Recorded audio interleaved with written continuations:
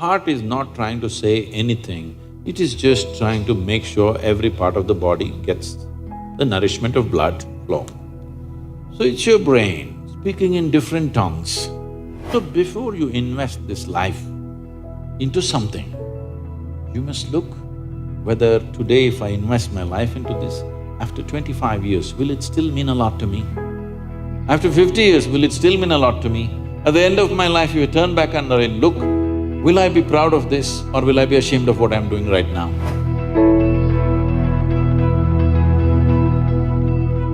Namaskaram, Sadhguruji. The first question that I want to ask is actually related to me. I'm in the last year of engineering, so now there is a very big decision that I have to make now, and people have told me that if I take decisions from my heart, I'll be successful in life. So, but there lies a problem. The problem is that I don't know which thought is coming from my heart and which thought is coming from my brain. So how can I figure out like which thought is from my heart and which is coming from my brain?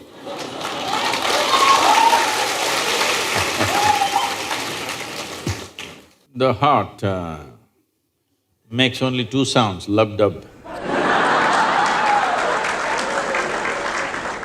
Unless the local girls are disturbing it and it's going crazy. Otherwise it makes only two sounds. Rest of the noise is all coming from your head. This idea that something comes from the heart, something comes from the brain, it's metaphoric, but unfortunately a whole lot of people are taking it literally. There was a time in many parts of the world, particularly in Arabia, the medical science in Arabia believed the blood is pumped from the liver. You might have heard Urdu sayings about Kalija, have you? Because they believed blood is being pumped from the liver, because liver is a far more complicated organ than the heart. Heart is a simple pump. So do not give it any more responsibilities other than continuously pumping the blood and keeping you alive, unless somebody here breaks it.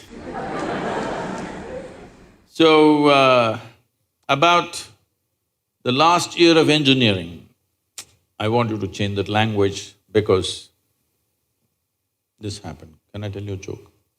It's okay? Yeah. You're pretty serious about this, that's why I'm asking. This happened. A very celebrated scientist was at a dinner and he was not grandly dressed or anything, he was looking very ordinary. So the lady who was, sitting next to him didn't pay much attention to him, she doesn't know who he is. But after some time, just to be polite, to make some conversation, "May I know what do you do?"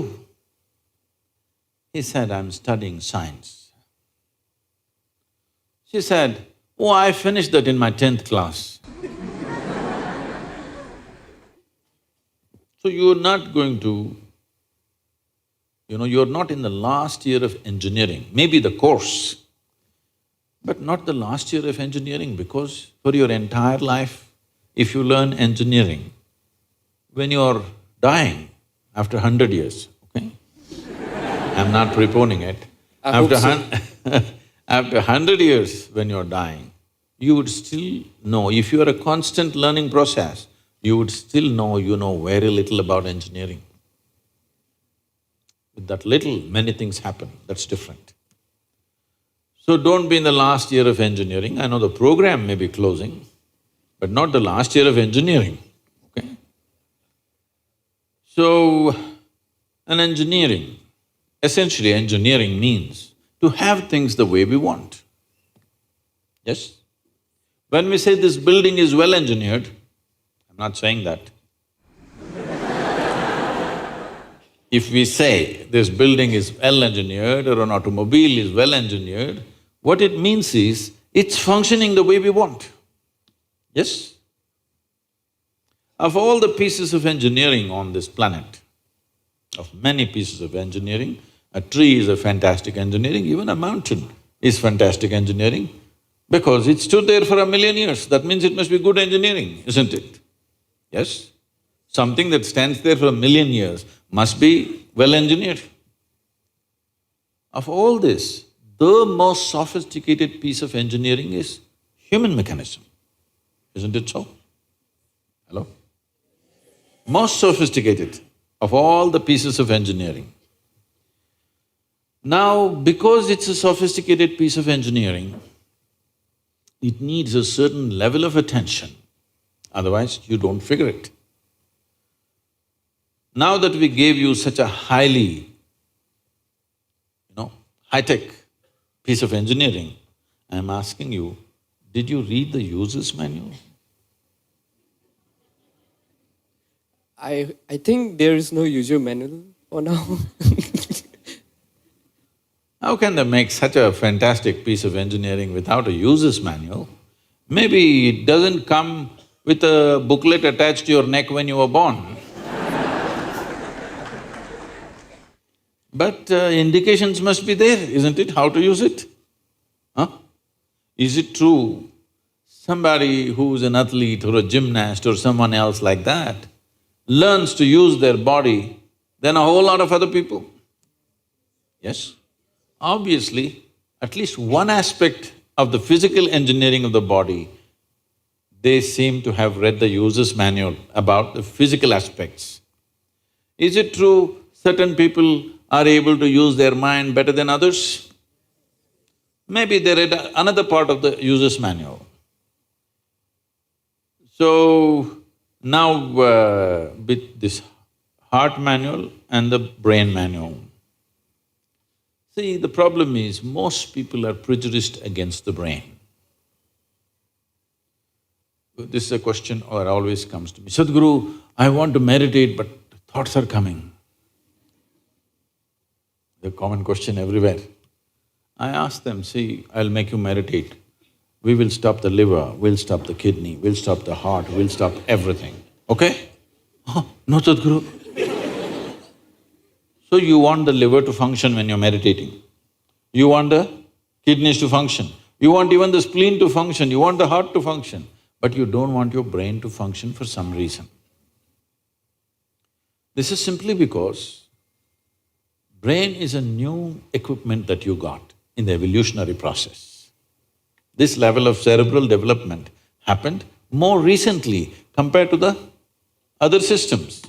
If you cut open any mammal, they all have all these parts, isn't it?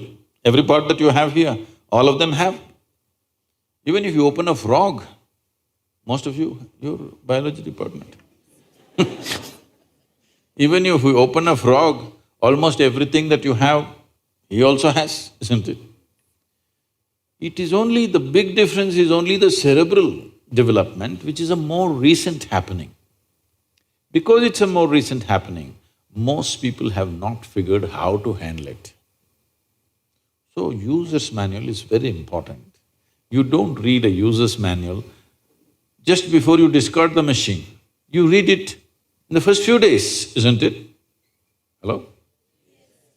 If you buy a phone, do you want to read the user's manual in the first 3 days or after 3 years when you're throwing it away? First 3 days, isn't it? So, knowing how this functions is very important. Never did ever heart generate any thought or intention.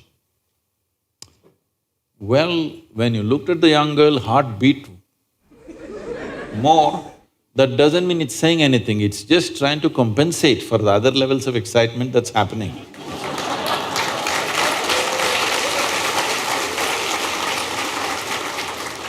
The heart is not trying to say anything, it is only compensating, you need more blood, so it's pumping little harder. That'll happen even if you run up the staircase. Yes? What happens to you little panting when you fall in love also happens physiologically when you run up a staircase, yes or no? Fear also does that to a whole lot of people.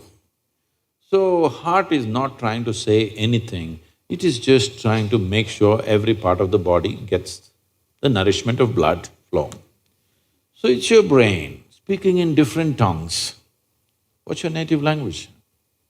What's your mother tongue? Asmis. So, because when you know 2, 3 languages, sometimes it gets confused, sometimes it speaks in English, sometimes in Assamese, sometimes in something else. So you're thinking different people are speaking, heart is speaking, mind is speaking, no. There is thought and there is emotion. People think these two things are saying different things. They're not saying different things. The way you think is the way you emote, isn't it so? Right now, if I think, oh, she's the most wonderful person on the planet, I just have to think. Then my emotions become sweet towards her. Now I think she's the most horrible creature on the planet. Now my emotions become nasty. Yes or no? I cannot think she's horrible and have sweet emotions. I cannot think she's wonderful and have nasty emotions, isn't it so? But today, I thought she's the most wonderful person and my sweetness was flowing. Suddenly she did something tomorrow that I don't like. I think she's horrible. Thought is agile, it changes direction just like that. Emotion is little sappy. It takes time to turn around.